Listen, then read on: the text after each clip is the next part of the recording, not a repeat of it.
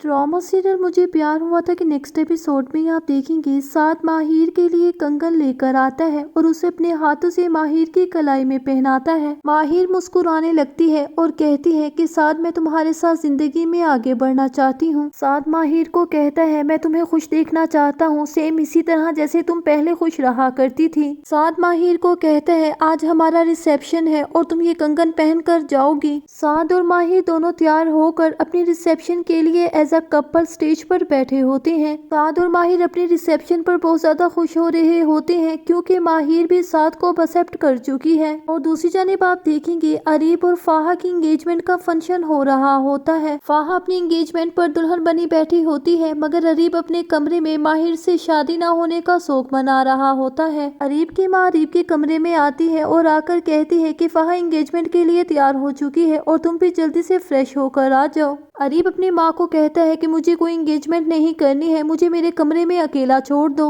और मुझे फोर्स करने की कोई जरूरत नहीं है। अरीब अपने कमरे में लगी हुई माहिर की फोटो देखकर रो रहा होता है। इतने में फाहा गुस्से से अरीब के कमरे में आ जाती है और माहिर की अरीब के कमरे में लगी हुई फोटो को उतार कर जमीन पर फेंक कर मारती है। अरीब माहिर की जमीन पर गिरी हुई फोटो को उठाकर अपने सीने से लगा लेता है और फाहा पर अपना गुस्सा निकालने लगता है कि तुम्हारी हिम्मत कैसी हुई है कि तुम मेरे कमरे में आकर मेरी पर्सनल चीजों को टच करो। अरीब कहता है फाहा मेरे कमरे से अभी के अभी निकल जाओ, मगर फाहा अरीब को कहती है कि मैं कहीं नहीं जाऊंगी जब तक मैं माहिर को तुम्हारे दिल और जिंदगी से नहीं निकाल देती। अरीब और फाहा को झगड़ता देखकर अरीब की माँ कहती है अरीब तुम जितना भी डिनाई कर लो शादी तो तुम्हारी फाहा से ही होकर रहेगी। फाहा कहती है मुमानी जान आप टेंशन नहीं ले, मैं अरीब का पीछा उस लड़की से छुड़ा कर ही रहूंगी। फाहा फैसला कर लेती है कि वो माहिर के घर जाकर उसे अच्छे से निमट लेगी। फाहा गुस्से से माहिर के घर जाने के लिए सीढ़ी उतर रही होती है और कहती है कि माहिर की इज्जत का जनाजा तो अब मैं निकाल कर रहूंगी। फाहा माहिर के घर गुस्से से पहुंच जाती है। माहिर और साद के रिसेप्शन हो रहा होता है। फाहा माहिर और साद को स्टेज पर बैठा हुआ देखकर तालियां बजाते हुए अंदर एंटर होती है।